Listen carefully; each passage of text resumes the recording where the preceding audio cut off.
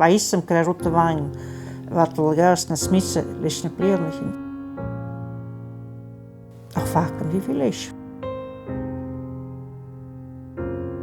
I've given a lot up now just to be here for Morag. Chanurn got shestu na koshach. Chanurn mi kali yanu.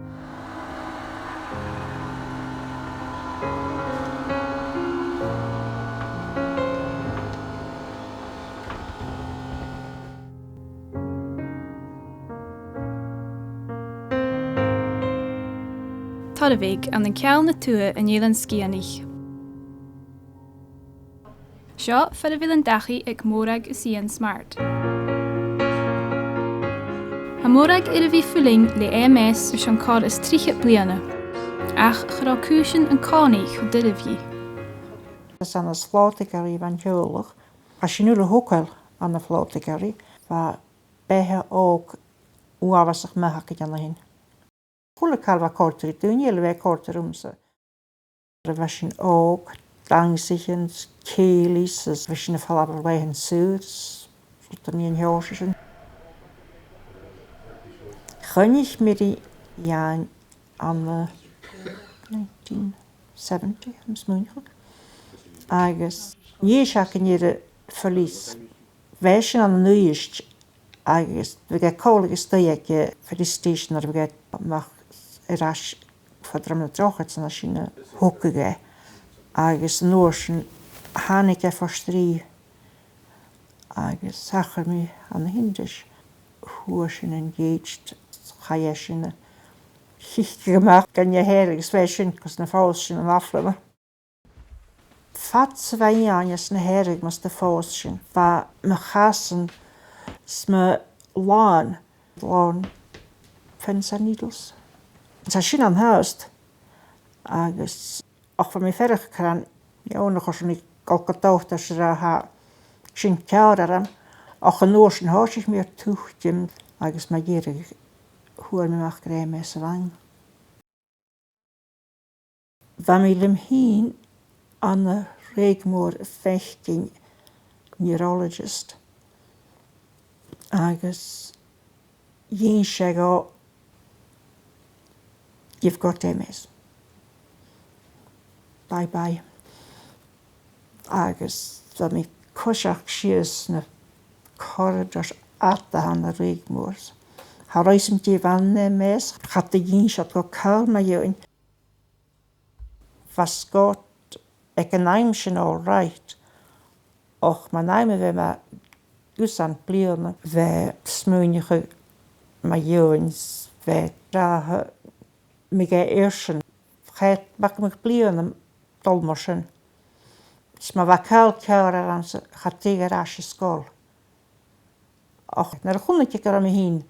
Naar grommy gotonen waar me koshak zo met je een goede kaal in een oorsen. Agus. Va goede kaal. Kerst gleor is in de oorsen. Siachinas a ha tart buai na nerves ag neach a han an MS. Ha amilig a herigianamh maialín a cialachich nach bí teachgarachcin a siúl goré idir an enachin agus an cáir den chorp. Sean cúit de dúine ha aman an nán a nuair na chéal na catharan ag cinchinas chonáchte, ach Sean dúine éile léit Morag Siachinas eartach a han. Ruten wa met Giano toch sia mies en raas gennichen dat ding ga Giano riest ha purga Giano wa moge fast lak agus het jiger vi tol sies she progressive MS han sa sin kielige gedrujiger tol sies wat een huur och voor blianchen. Ha Morag is íon ar a bhí pásta fa 37 bliana, agus sé íon an príomh neach cúram ag Morag, haris na blianachin a hair a bhí fuling. Our life together has strengthened, really. We've had lots of ups and downs with Morag's health, but we've worked together and we've coped. Hekar falkel gewilschen de saskere gele na was een dief. sé íáin áte nó thula sin. Ó cha fiúin áit na stoithe na sé céire sin stoith. So chan ní luúir ag í dhéanú ó heanna heo. Sé ha céirí fé na haigh sa chula cáilíana rútan. If it wasn't for the home carers coming in 4 times a day, I don't think we could really cope. Morag would probably end up in a nursing home, and a lot happened to me, but it needs a good team to look after it, and the team we have is terrific altogether. The only problem we have now is trying to go away on holidays, that we just can't find a place suitable for Morag now, with the requirements of hoisting and personal care. Good morning, it's Ian Smart from the Highland Council. I'm just confirming your booking. I work with the Highland Council in Portree. I've been there since 1990 and I'm a council officer in charge of the building. Right, Lorraine, thanks, bye. It's been hard going, but with the Highland Council being so good as they are and having a team of carers that I can rely on, I don't have to worry. Beforehand I used to take time off, come home, get Morag showered, back to work and back and forth. But after the last episode of Morag going into hospital, for 2 months, they really enforced that the carers had to be in all the time. That's how I've been able to keep my job, Ha MS badach gúine an Alpe na áitris in bí éile san túl. Le art de gúine geharid boranich a filling le MS an sa géaltach. Ha Morag is íon in sas an sa Charanis Arms ha fiachan le teich is cuideach a hart de gúine I de bhil MS a nélan scianach agus de satse fallah. ARMS means Action Research into Multiple Sclerosis. It was formed in Portree in 1985 with a self-help group, and we got together and decided that we should be doing something for the MS sufferers in the island. And with a lot of fundraising we managed to build a centre up in the industrial estate, and we treat about 12 patients in the island. Treatment room an sa hyperbaric chamber. Agus sé sin a gáil oxygen under pressure. Agus bha me sé dal sin an blianachin. He me bheit an féim gása.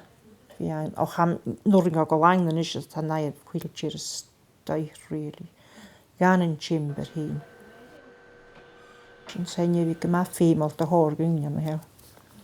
Och chaníir sin féin éiket fa gunne a hán hácindí éiket a húcar sin héin. Chaní mé ferach úndranach na sían an he, go a chéchtin tunne fat lá ha mi a léor a chumas a dalt mi. Ha táre sin is stoi fiskar bí vesacham. Ek nierig heach gan ha mi meach at je saharnas Niklas lana selbits go biogs. Bishin jan sin je saharna kudjach bishin at alle meach doch gotierig sís maler schon. Troteneen schon. Han mi mo chumelle stoi sjau. Nar je mi meach ha mi tolle meach.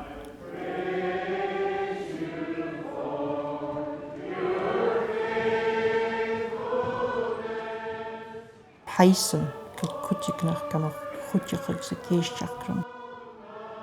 Er is moeilijk gemeen aan de hel.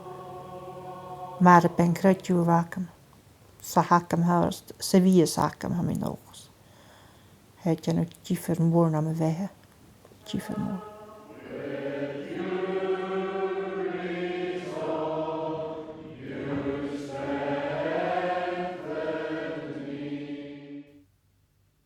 Huldig, gierig, in mijn gommele tol van hoosje.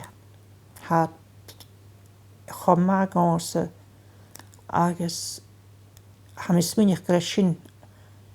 Een hartjes als je na haken greshin haken mijn gommele tol. Get ha Morag a filling the MS gachwa. Hij haast a fiachan die tlachgein as a behe chumas de suringi. Agus ha mi een gema simpli eichge mis an alm die tjach. Gierig kan hoem me, maar hou me, snach huis me, nas me se draldoe. Hou me er al schiers, och, gaan jil me schiers ik je. go down what host. I ain't gonna fear no pain. I ain't gonna fear no pain anymore. I ain't gonna fear no pain. Ain't nothing worth that strain. I'm gonna walk in the hands of the Lord. God won't do me wrong.